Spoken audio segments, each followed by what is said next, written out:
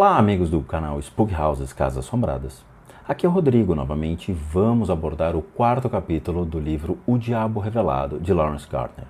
Espero que vocês tenham escutado os primeiros capítulos, tornando fácil o entendimento e a interpretação dessa passagem citada neste podcast. Antes de começar, gostaria de pedir para que curtam a página do Spook Houses Casas Assombradas no Facebook, que se inscrevam e curtam nosso canal no YouTube, para que possamos trazer a vocês cada vez mais um conteúdo de qualidade.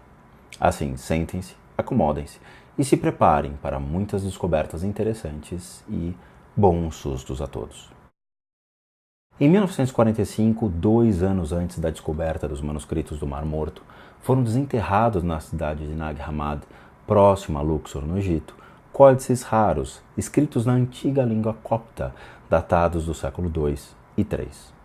Para surpresa de muitos, eram escrituras e ensinamentos de uma seita cristã filosófica, criada antes do estabelecimento da Igreja de Roma, no século IV. Nessas obras, a ideia de espíritos opostos, luz e trevas, bem e mal, é bastante evidente, mas poucas menções do diabo ou Satanás.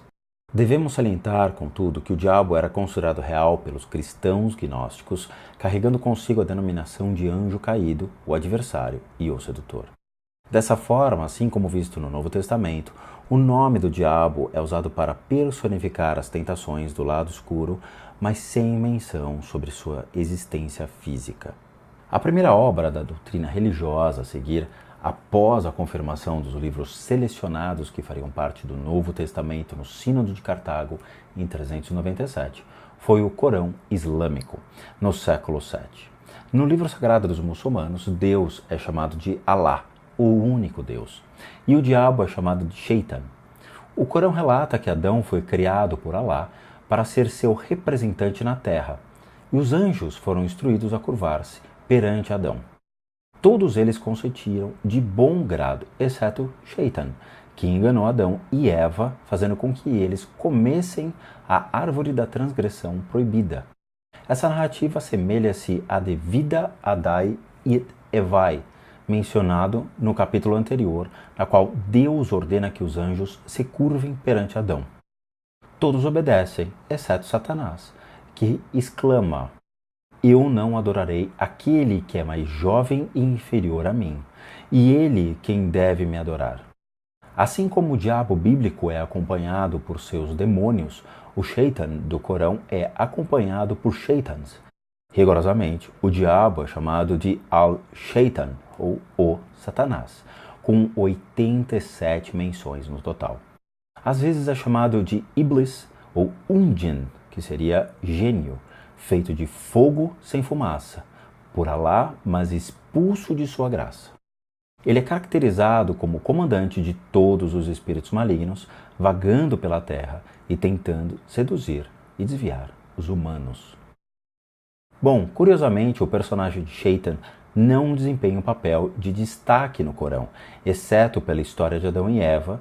As menções feitas a ele são mais advertências contra a influência maligna. Nós agora conhecemos o Satanás da Bíblia hebraica, o do Novo Testamento cristão e o do Corão islâmico. Por tudo isso, fica evidente que, embora Satanás esteja presente nos livros das 3 principais religiões monoteístas, ele está longe de se parecer com o incrível Senhor das Trevas, todo-poderoso, que depois viria a causar tanto medo e agitação. Nos séculos 8 e 9, o diabo cresceu em importância quando o batismo cristão.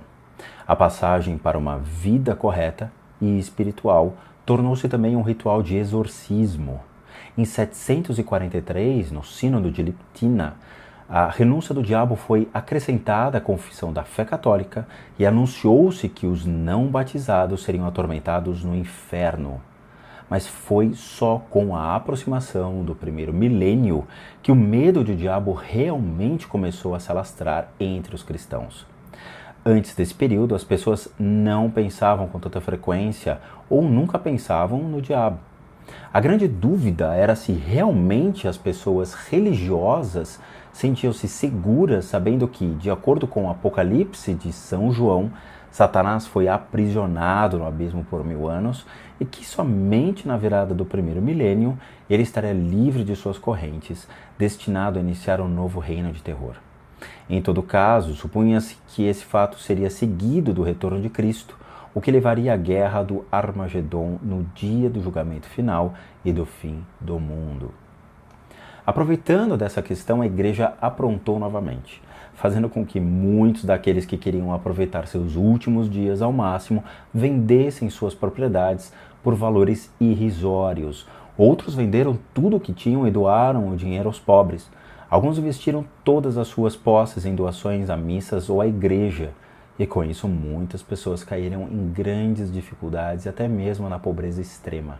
A imagem do inferno começou a fazer presente na mente das pessoas, tendo sua origem em um documento pseudo-epigráfico do século II, intitulado Apocalipse de Pedro.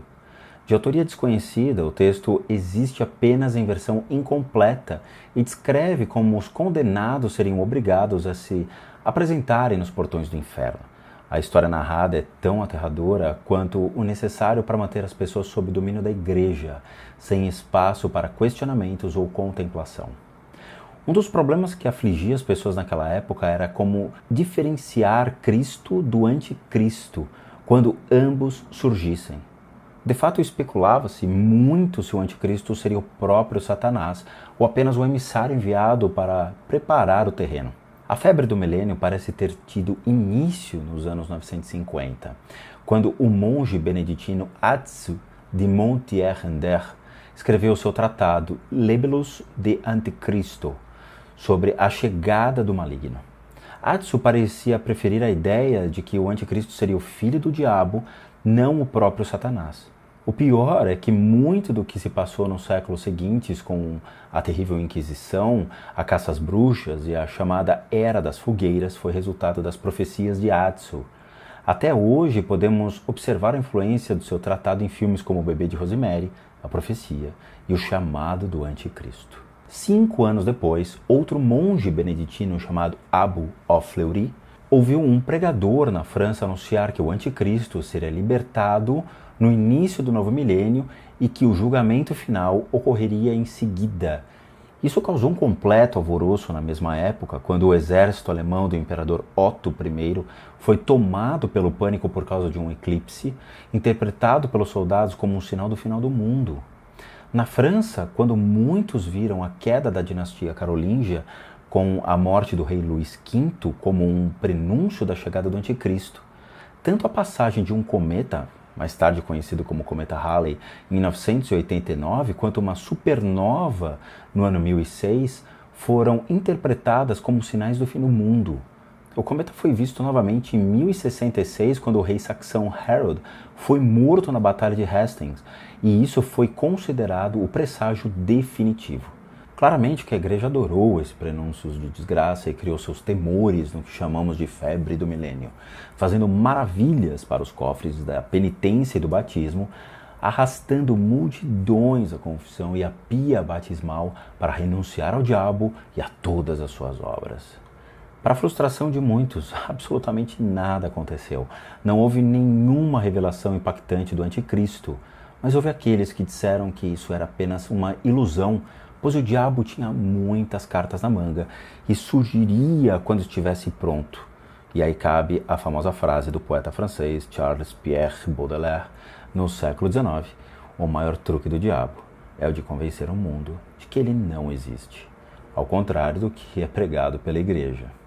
Nesse tempo, o poder de Satanás tornou-se tão incrível, tão extraordinário, que qualquer um que tentasse dominá-lo ou ordenar a seus emissários acabaria sendo controlado por ele. Assim, aqueles que praticavam magia sem autorização de Deus ou da igreja eram vistos como feiticeiros, que atraíam espíritos malignos com seus rituais de invocação. Assim, eles os tornariam servos de demônio e, como tais, escravos do próprio Satanás. O direito dos devotos de punir esses feiticeiros desviados foi supostamente sancionado pela passagem no livro de Atos dos Apóstolos do Novo Testamento, em que São Paulo enfrenta o mago Elimas.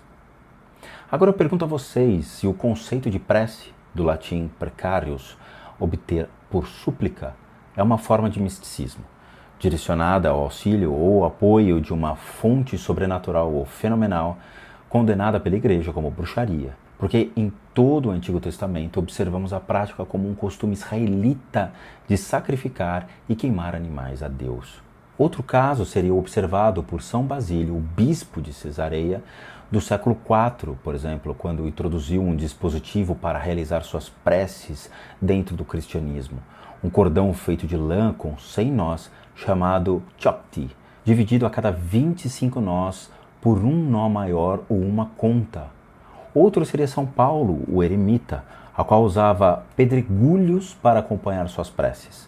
Os pedregulhos foram usados pelos cristãos até o século XII, junto com os feijões, nozes, grãos e fragmentos de ossos. Em dado momento, São Domingo, o fundador dos frades pregadores, reintroduziu os cordões com nós. A partir deles surgiu o agora famoso Rosário Católico. Ironicamente, essa prática era condenada pela Igreja e colocava como uma forma de feitiçaria. O mesmo pode ser dito sobre a água benta, crucifixos e outros dispositivos cristãos. Eles são todos amuletos projetados para influenciar pessoas e situações por meio de algum desígnio religioso. Mais uma vez, como no caso de todos os sacramentos e exorcismos, tais amuletos fazem do cristianismo uma religião de magia, incontestável por empregar uma influência inexplicável ou extraordinária para produzir resultados inesperados.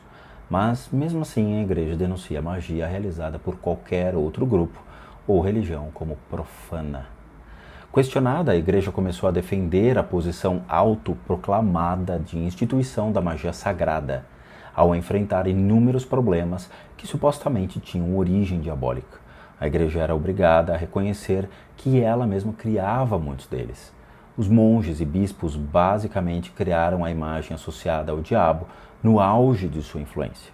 Leis foram criadas para impedir que as pessoas lidassem com o oculto, mas tais leis somente aumentavam a curiosidade humana. Bom, meus amigos, espero que vocês tenham gostado do 4º capítulo desse incrível livro e vejo vocês nos próximos episódios, quando falaremos sobre o Príncipe do Mundo. Grande abraço a todos e bons sustos!